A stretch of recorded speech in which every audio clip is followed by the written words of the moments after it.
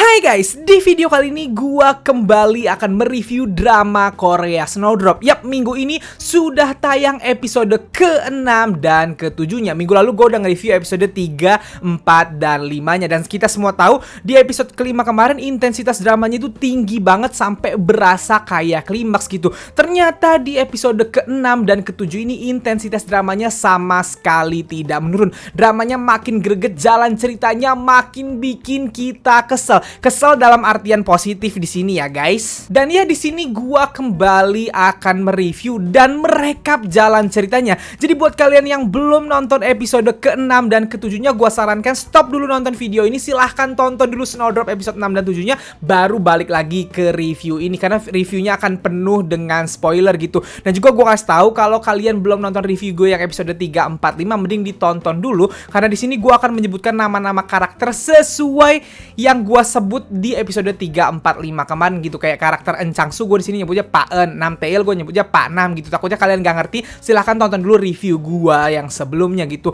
So nggak perlu berpanjang lebar lagi, langsung aja kita masuk ke reviewnya. Oke, pertama-tama gua membuka review kali ini dengan membanggakan diri gua sedikit terlebih dahulu karena berhasil memprediksi jalan cerita di episode ke-6 dan ke-7 ini. Yap, kalau kalian nonton review gue yang episode 3, 4, 5 kemarin, gua sempat bilang di review itu bahwa rencana B yang diomongin sama Pak Nam di akhir episode 5 pastilah adalah rencana sapu bersih, alias pihak Korea Selatan harus membunuh agen Korea Utara yang mana Suho dan teman-temannya yang ada di dalam asrama gitu. Dan ternyata di episode 6 apa yang gue prediksi itu benar. Bukan karena gue bisa meramal masa depan, melainkan karena emang gue sering aja nonton film-film bertemakan spy atau mata-mata seperti ini gitu. Dan di semua film pasti rencana sapu bersih itu selalu ada gitu. Jadi gue bangga aja, wah bener ternyata apa yang gue prediksi gitu. Nah, selanjutnya gue akan membedah cerita di episode ke-6 dan ke-7 ini guys. Tapi tentunya gue tidak membedah secara berurutan. Kalau kalian mau nonton ceritanya secara berurut, silahkan tonton dramanya aja. Di sini gua akan membedahnya lewat masing-masing karakter. Jadi ceritanya tidak berurut di sini. Gua akan membedahnya sesuai dengan cerita yang didapatkan karakter-karakter yang ingin gua bahas di sini. Oke? Jadi langsung aja kita ke karakter pertama. Karakter pertama yang ingin gua bahas adalah karakter pembantu yang ini. Buat gua ini adalah salah satu karakter yang nge-twist dan bikin banyak orang jadi kayak wah gitu, karena banyak yang nebak-nebak, lebih tepatnya berteori kalau si pembantu ini jangan-jangan adalah agen Angibu yang menyamar atau agen Korea Utara yang juga menyamar gitu. Ternyata di drama ini atau di episode 6 dan 7 ini dikasih tahu akhirnya kalau dia ternyata bukan siapa-siapa ya, emang pembantu biasa aja, cuman punya penyakit mental kayak kepribadian ganda gitu. Tapi gara-gara di preview episode 5 dia megang pistol, seolah-olah banyak yang berpikir atau berteori kalau dia agen gitu, padahal ternyata bukan. Dan buat gue ini sangat kocak gitu. Previewnya membuat banyak orang tertipu, udah berteori panjang kali lebar tentang si pembantu ini, ternyata salah total gitu. Dan buat gue applause karena sutradara dan penulis naskahnya bisa menipu banyak orang di episode ke-5 gitu. Jadi ya gue kocak aja, ini karakter pertama yang ingin gue bahas. Selanjutnya karakter yang ingin gue bahas adalah karakter Pak Lim dan juga Bu Choi dari Korea Utara. Yap, di review episode sebelumnya gue udah sempet bertanya-tanya nih. Gue bingung, Pak Lim ini bilang kalau Suho anaknya, tapi kenapa Suho malah dia kirim atau dia jadiin mata-mata gitu? Kalau dia sesayang itu sama anak, ya jangan jadiin anaknya agen, jangan jadiin anaknya mata-mata yang dikirim ke luar negeri dong. Udah tahu kalau anaknya jadi agen ya pasti akan nyawa taruhannya gitu. Kenapa dia malah ngirim anaknya gitu? Nah, ternyata di kolom komen review kemarin ada yang bilang, "Bang, di bagan yang dibagikan oleh JTBC, Suho ini bukan anak kandungnya si Pak Lim, Bang. Ternyata Pak Lim ini kayaknya cuman bapak angkat atau bapak di militernya gitu. Nama asli Suho juga bukan Im Suho aslinya." Nah, gue nggak tahu tuh nanti seperti apa ceritanya akan diperlihatkan nama asli Suho siapa, nanti kita lihat aja di episode selanjutnya gitu. Cuman akhirnya terjawab dari bagan JTBC, ternyata Suho bukan anak kandungnya Pak Lim gitu. Dan di episode ke-6 dan ke-7 ini juga terjawab, ternyata Pak Lim gak sesayang itu ternyata sama Suho. Kalian bisa lihat Pak Lim ini awalnya diperlihatkan kalau dia pinginnya agen Korea Utara yaitu Suho dan kawan-kawannya harus pulang intinya ke Korea Utara gitu. Tapi ternyata saat dia ditelepon Pak En nawarin kalau gimana kalau gue tetap ngasih lu 300 juta tapi agen lu harus mati di sini, harus gue bunuh gitu, karena kalau enggak nanti ketahuan rencana gue dan lain-lain. Awalnya dia kan marah-marah, nggak ada, pokoknya agen gue harus balik gitu. Terus ceritanya dia dipanggil sama asistennya kan, dia pergi sama asistennya, terus tiba-tiba Bu Choi nelpon Pak Eun. Nah Bu Choi bilang, sekarang komunikasinya sama gua aja gitu, dan ya udah bunuh aja agen-agen mata-mata kita gitu, mata-mata Korea Utara boleh dibunuh sama pihak Angibu dari Korea Selatan gitu. Terus tiba-tiba scene-nya berpindah lagi ke si Pak Lim ini yang dilaporin sama asistennya kalau Bu Choi ngomong gitu ke Korea Selatan dan dia senyum. Itu kan artinya ternyata sebenarnya dia emang pingin ngorbanin si Suho juga gitu, Suho dan kawan-kawan, cuman dia sok-sok nggak mau kelihatan dia pejuang yang tergila-gila duit gitu. Dan di sini juga dia sempat bilang, di episode sebelumnya dia juga sempat bilang, dia ngomong ke Suho kan kalau misi ini adalah satu-satunya gitu, keberhasilan misi lo adalah satu-satunya jalan gitu. Katanya dia itu lagi diserang atau lagi ditodongin pistol sama pihak-pihak lain. Menurut gua si Pak Lim ini hampir kehilangan jabatannya di Korea Utara gitu. Dia adalah petinggi Korea Utara. Korea Utara kan diktator guys, presidennya nih mutlak gitu kekuasaannya. Nah si Pak Lim ini kayaknya salah satu orang kepercayaan presiden, macam Pak Nam dan Pak Eun di Korsel sama presidennya Korsel gitu. Nah Pak Lim ini adalah salah satu orang kepercayaan atau petinggi di Korea Utara bawahannya presiden gitu. Nah tapi Pak Lim ini kayaknya banyak dihianati sama orang-orang sekitarnya nih, sama politisi-politisi sekitarnya, karena banyak yang mengincar posisinya Pak Lim ini kayaknya gitu. Dan Pak Lim ini akhirnya menerima kerjasama sama Korea Selatan dengan misi ini supaya dia dapat uang ratusan juta dari Korea Selatan dan bisa ngasih ke presiden Korea Utara gitu, supaya nama dia tetap dijaga atau tetap jadi pihak kepercayaan dari presiden Korea Utara gitu. Jadi Pak Lim ini punya agenda sendiri dari misi ini supaya dia tetap mempertahankan posisinya sebagai orang kepercayaan dari presiden Korea Utara. Menurut gua seperti itu gitu. Nah sementara di pihak Korea Utara juga partnernya Pak Lim ini ada si Bu Choi. Nah Bu Choi ini dari kemarin kan gua pikir dia kayak bawahannya Pak Lim kan, gua pikir si Bu Choi ini nurut-nurut aja. Ternyata Bu Choi ini juga punya agenda sendiri gitu. Dia bahkan memerintahkan agen yang ini, katanya kalau misalnya sampai Suho ini terlihat mulai berbeda nih ideologinya, bunuh aja gitu. Si Bu Choi ini tidak terlalu peduli sama misinya Suho dan kawan-kawan ini sepertinya gitu. Dan bahkan dia bilang kan ke Pak Eun, ya udah nggak apa-apa, bunuh aja, kirim 300 jutanya, bunuh aja agen Korea Utara, toh agen Korea Utara akan sangat senang mati demi partai gitu, kata dia bilang kayak gitu kan. Jadi ternyata di pihak Korea Utara pun ada agenda masing-masing. Gila nggak nih drama, mind blowing banget. Setiap karakter di drama ini punya agendanya masing-masing, sampai pusing gue nontonnya. Selanjutnya karakter-karakter yang ingin gue bahas adalah karakter geng ibu-ibu. Jadi kan ada istrinya Pak Eun, ada istrinya Pak Nam. Pak Nam ini istrinya ngerasa kalau dirinya itu lebih tinggi pangkatnya daripada istri Pak Eun gitu, karena memang ya secara pangkat Pak Nam lebih tinggi daripada Pak Eun pangkatnya, walaupun Pak Eun lebih tua daripada Pak Nam gitu. Dan istrinya Pak Nam di drama ini bilang bahwa dia itu datang dari keluarga militer, bapaknya jenderal, intinya keluarga kelas atas lah. Sementara Pak Eun dan istrinya Pak Eun ini datang dari orang bawah gitu, orang susah, bukan dari kalangan jenderal atau kalangan petinggi, intinya seperti itu gitu. Dan kita semua tahu kalau Pak Eun dan Pak Nam ini istrinya temenan, tapi mereka saling bersaing dan saling sindir-sindiran gitu. Dan kemarin kita diperlihatkan kalau mereka udah sempet ke dukun, dan dukunnya bilang ke istrinya Pak Eun kalau suaminya mau karirnya bagus harus ngorbanin 13 perawan kan gitu, yang mana itu sangat tidak masuk akal. Tiba-tiba ada kejadian penyanderaan di asramanya Jisoo ini, langsung di atas angin dong istrinya Pak Eun, mikir wah berarti ini nih saatnya 13 perawan mati demi supaya suami gue yang bisa naik jabatan atau jadi presiden nanti ke depannya gitu. Dan ya istrinya Pak Eun di episode ini terlihat punya agenda sendiri. Dia kayaknya pingin ngomong ke suaminya kalau nggak apa-apa kalau 13 orang mati cewek, cuman dia belum berani ngomong secara eksplisit aja. Orang suaminya adalah penanggung jawab di situ kan, nggak mungkin dia nyuruh bunuh mahasiswi-mahasiswi yang ada di dalam asrama gitu. Cuman kelihatan banget si ibu-ibu ini semuanya juga punya agenda, pingin suami-suaminya jadi petinggi atau jadi presiden kalau bisa gitu. Dan yang paling kocak adalah mereka percaya dukun, kocak banget.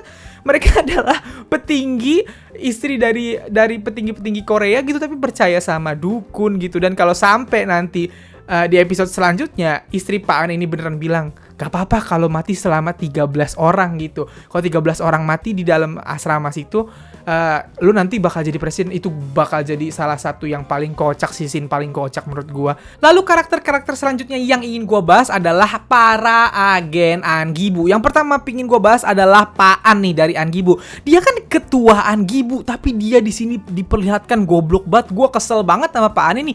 Semua keputusan dia tuh aneh-aneh. Dia nggak punya ide. Gimana caranya orang sebodoh ini bisa jadi ketua Angibu? Gua bingung dah gitu. Dia nggak punya ide, dia nurut-nurut aja. Terus dia kayak orang ketakutan mulu. Bahkan waktu yang dia pakai toa manggil Suho aja nggak ada wibawanya sama sekali gitu. Gua sama karakter ini kayak kalau udah ada Pak En sama Pak Anam nih orang minggir, kesel banget gua sama Pak An ini gitu. Tapi ya mungkin dia adalah bagian komedik dari drama ini. Selanjutnya yang pengen gue bahas adalah karakter Black Tiger. Oke, di episode awal kita diperlihatkan kalau Black Tiger ini katanya adalah legenda di Angibu gitu. Bahkan agen Angibu lain bilang, wah kehormatan menjemput seorang legenda seperti Anda Black Tiger. Gue pikir Black Tiger nih kayak James Bond, jago banget gitu.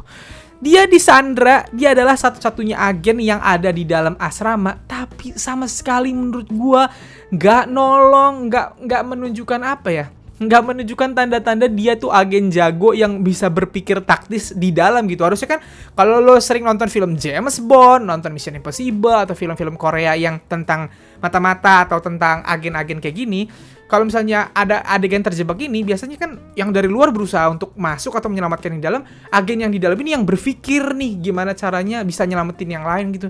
Tapi dia tidak terlihat seperti seorang legenda, dia kayak agen biasa yang lemah aja gitu. Terus rencana dia gagal mulu, gue bingung bentuk legendanya di mana. Gue gak ngerti, mungkin Black Tiger akan menunjukkan kemampuannya di episode-episode selanjutnya, nanti akan menunjukkan kehebatannya gitu. Tapi intinya sampai episode 7 ini dia sama sekali tidak terasa seperti legenda. Dan agen Angibu terakhir yang pingin gue bahas tentunya adalah karakter agen Hana nih. Yang ini aduh gue juga kesel banget sama dia. Gue bingung sama si Paan kenapa waktu nyari agen yang buat nemenin si dokter ini masuk ke dalam asrama, tahu-tahu yang dipilih adalah agen Hana. Udah jelas-jelas agen Hana di episode sebelumnya yang ngerusak operasi. Dia tiba-tiba nembak si Suho kan, sampai akhirnya tembak-tembakan yang malam-malam itu.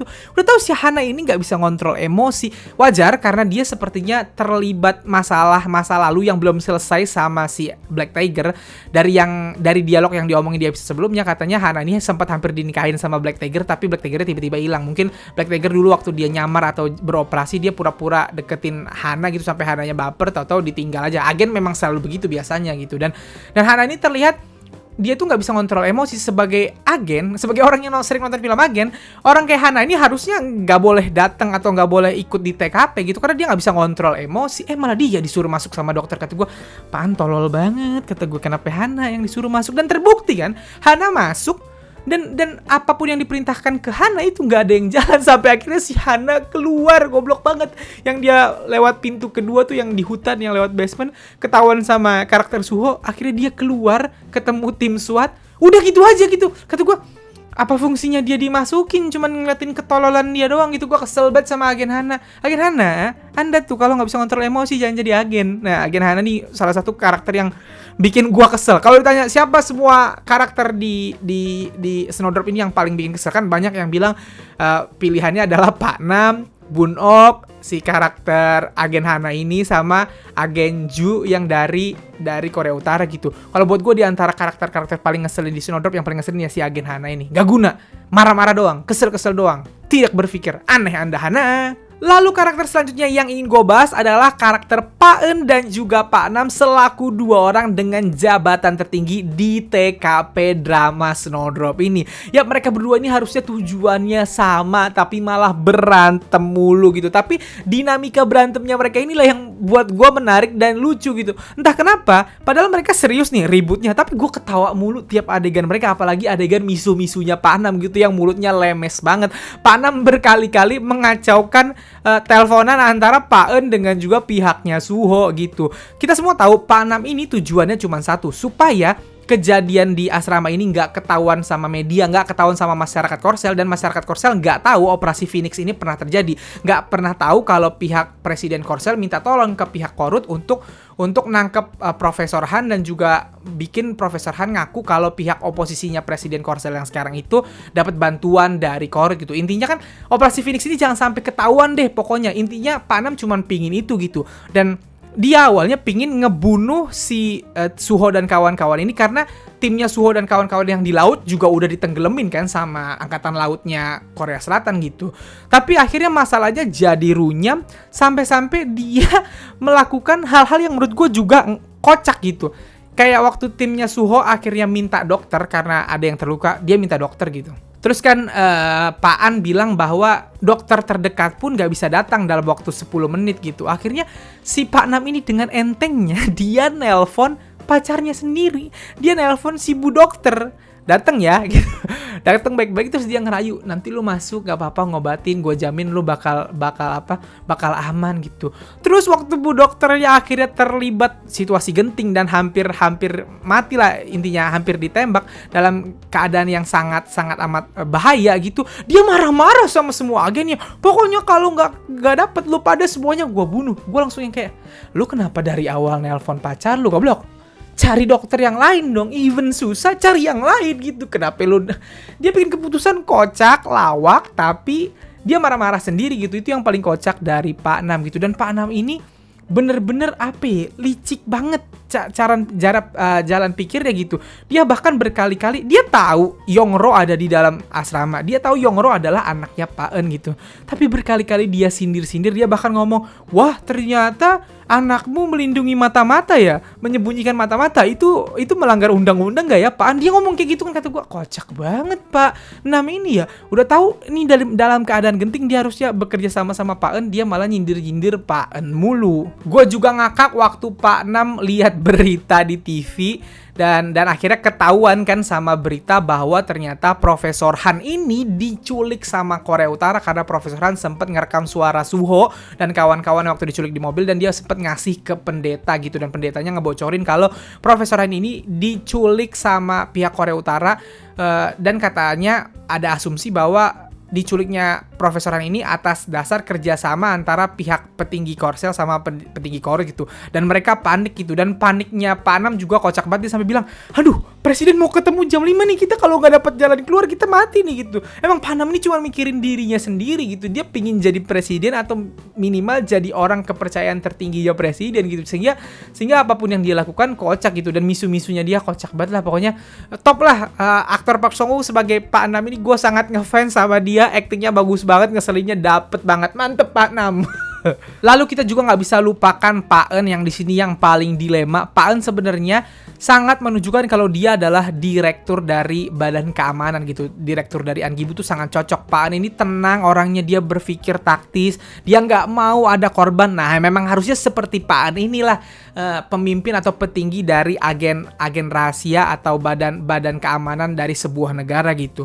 Dia selalu mikir, nggak boleh gitu. Dia bukan cuma mikir Yongro, bukan cuma mikir anaknya, tapi dia nggak pingin seluruh sandera itu ada yang mati. Tiap kali Pak Nam bilang, udah nggak apa-apa serang aja, dia selalu bilang, nanti kalau ada yang mati gimana gitu. Nah itu Pak An ini adalah orang yang baik gitu. Dan di sini gue kasihan karena dia berusaha menyelamatkan Yongro, tapi Yongro malah ngebuka identitas kalau dia anaknya Pak An. Aduh, gue wajar. Yongro adalah orang yang nggak tahu apa-apa, dia anak baik aja, anak polos, jadi dia ngomong kayak gitu untuk nyelamatin teman-temannya, padahal di luar bapaknya lagi berusaha nyelamatin dia gitu. Dan yang kasihan dari Pak En ini adalah karena dia dilema, dia harus menyelamatkan anaknya, menyelamatkan Sandra tanpa ada yang mati, tapi dia juga harus menjaga operasi ini tidak ketahuan, sama seperti Pak Nam gitu, supaya masyarakat tuh nggak pernah tahu ada operasi Phoenix, supaya masyarakat nggak tahu kalau di asramanya si Yongro ini lagi ada masyarakat Korea Selatan atau mahasiswi dari Korea Selatan yang disandra sama pihak Korut. Ini nggak boleh ada yang ketahuan gitu. Jadi emang kepalanya dia pasti pusing banget gitu, sampai akhirnya dia dan Pak Nam yang ngobrol tuh, yang istrinya Pak En datang, mereka akhirnya dapat solusinya adalah dengan cara tetap ngebunuh pihak si Suho dan kawan-kawan. Tapi gimana caranya sebelum pihak Suho dan kawan-kawan dibunuh, pihak Suho dan kawan-kawan ini tidak meledakkan diri sesuai dengan ancamannya dan tidak membunuh para sandera gitu. Akhirnya dia nelpon pihak Korea Utara kan. Dia nawarin, gua kasih lu 300 juta tapi perintahkan Suho dan kawan-kawannya jangan pernah bunuh diri, jangan pernah ngeledakin gedung. Pinter banget tuh rencana mereka gitu. Dan mereka akan membuka kasus ini ke publik supaya publik yang saat ini sedang kesel sama pemerintah gara-gara kasus Profesor Han yang disulik sama Korea Utara itu akan dialihkan ceritanya dengan cerita perjuangan para agen Angibu untuk menyelamatkan para mahasiswi yang disandra mata-mata Korea Utara ceritanya di dalam gedung itu gitu. Jadi ini adalah pertarungan, bukan cuma pertarungan antara Korsel Korut, bukan cuma pertarungan menyelamatkan para mahasiswi, juga nanti akan dibawa pasti di episode selanjutnya ke masyarakat Korea Selatan yang dibikin beropini yang baik-baik terhadap pemerintah Korea Selatan yang sekarang gitu. Jadi gue gak sabar ke depannya akan seperti apa, dan karakter Pak En dan Pak Nam ini gue juga pengen lihat ke depannya apakah mereka nanti ada yang mau berkorban dengan keegoisan masing-masing.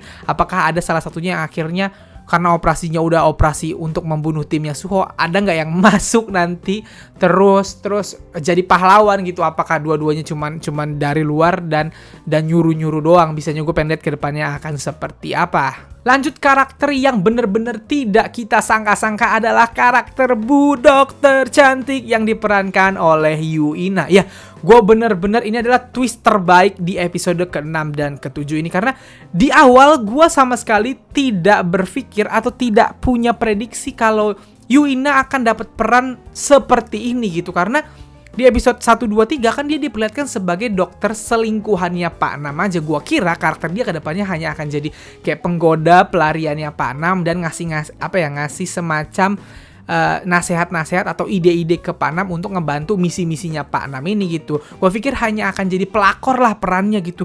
Ternyata dia di sini adalah juga mata-mata dari Korut, dan tentunya karena dia udah punya jabatan dokter di rumah sakit Korsel, tandanya dia udah lama banget ada di Korsel gitu. Berarti dia udah lama jadi agen mata-mata di Korsel, agen mata-mata Korut di Korsel udah lama banget gitu. Dan gue harus bilang bahwa acting Yu Ina bagus banget.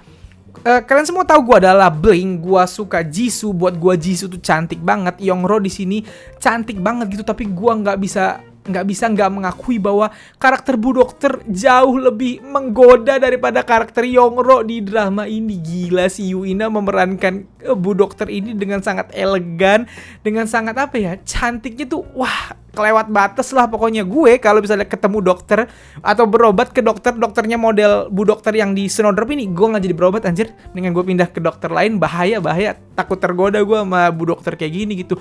Dan waktu dikasih tahu kalau ternyata dia adalah mata-mata juga dari Korut, dan dia nyebutin pangkatnya yang ternyata lebih tinggi, dia bahkan udah dapet kayak semacam penghargaan pahlawan gitu. Kata gue, anjay keren banget kata gue. Dan yang keren kan yang dia menyulut emosi agen Ju sampai akhirnya berdarah. Padahal dia atasannya tapi dia nggak apa-apa berdarah gitu supaya nggak menimbulkan kecurigaan. Wih, gue keren banget. Gue suka banget sama karakter Yu Ina, karakter Bu Dokter ini, dan gue pengen lihat ke depannya karakter Bu Dokter akan seperti apa memanipulasi karakter-karakter lainnya ke depannya, karena dia salah satu kunci nih jadinya. Gue pikir dia cuma akan jadi pelakor-pelakor cantik, ternyata perannya mantap jiwa. Oke, sekarang kita sudah tersisa 2 karakter utama di drama Snowdrop ini. Yang pertama pengen gue bahas adalah karakter Yongro. Ya, harus diakui sejak episode kelima, jatah screen time-nya Yongro atau Jisoo di drama ini tuh mulai berkurang, karena dramanya udah nggak tentang dia lagi doang gitu, tapi tentang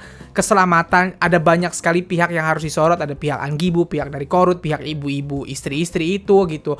Jadi memang perannya Yongro lebih sedikit lah screen time-nya gitu, dan Jisoo tidak terlalu dapat panggung untuk menunjukkan range actingnya. Tapi sekalinya muncul di sini, Yongro berhasil memberikan acting yang sangat baik. Jisoo lebih tepatnya berhasil memberikan acting yang sangat baik sebagai Yongro. Berkali-kali dia menunjukkan acting dia. Nangis, frustasi, kesel tuh dapet banget gitu Jisoo sekali lagi. Aduh, gue masih bingung, gue masih gak percaya kalau ini adalah debut actingnya Jisoo sebagai pemeran utama. Dan jujur waktu pertama kali Snowdrop ini ngeliatin posternya kan kita pikir akan banyak adegan manis gitu ya. Jisoo itu idol gitu. Tentunya kita pertama kali ngeliat dia ngedrama, pinginnya sebenarnya kita banyak adegan lucu-lucunya, gemes-gemesnya gitu, atau romantik-romantikannya dia sama cowok. Di sini dia malah todong-todongan pistol gitu. Tapi sekali lagi gue harus merasa Jisoo ini keren banget aktingnya, dan dia berhasil memikul beban sebagai Yongro ini dengan sangat baik. By the way, karakter Yongro ini kasihan banget ya. Di episode ini dia jadi si malakama karena teman-temannya tuh pun banyak yang nyalahin dia gitu, karena memang Yongro inilah yang kemarin-kemarin menyelamatkan Suho, walaupun dia sebenarnya salah paham, dia pikir Suho adalah pendemo gitu. Cuman gue jadi kasihan banget ngeliat dia yang duduknya di balik tiang gitu. Gue sedih banget, aduh.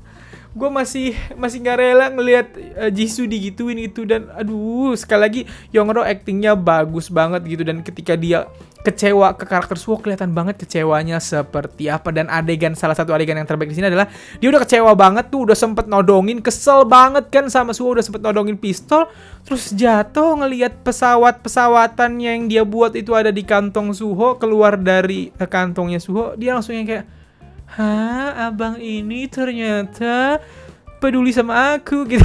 Terlihat sekali matanya Yongro tuh menggambarkan itu gitu. Kalau dia yang tadinya udah sempet kecewa, jadi kayak, hah, ternyata dia datang mau ngeliat gua gitu loh bahasanya gitu. Dan itu berhasil dilakoni Jisoo dengan sangat baik juga gitu. Sekali lagi gua applause sama Jisoo. Dan karakter terakhir tentunya adalah karakter Suho yang diperankan dengan sangat baik oleh Jung Hae-in.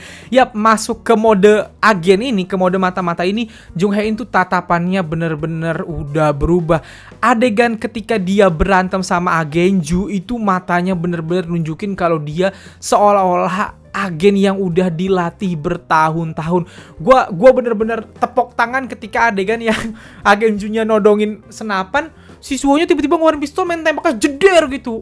Agenjunya jatuh, pas Agenjunya sadar, peluru yang nancep di sininya Agenju diteken.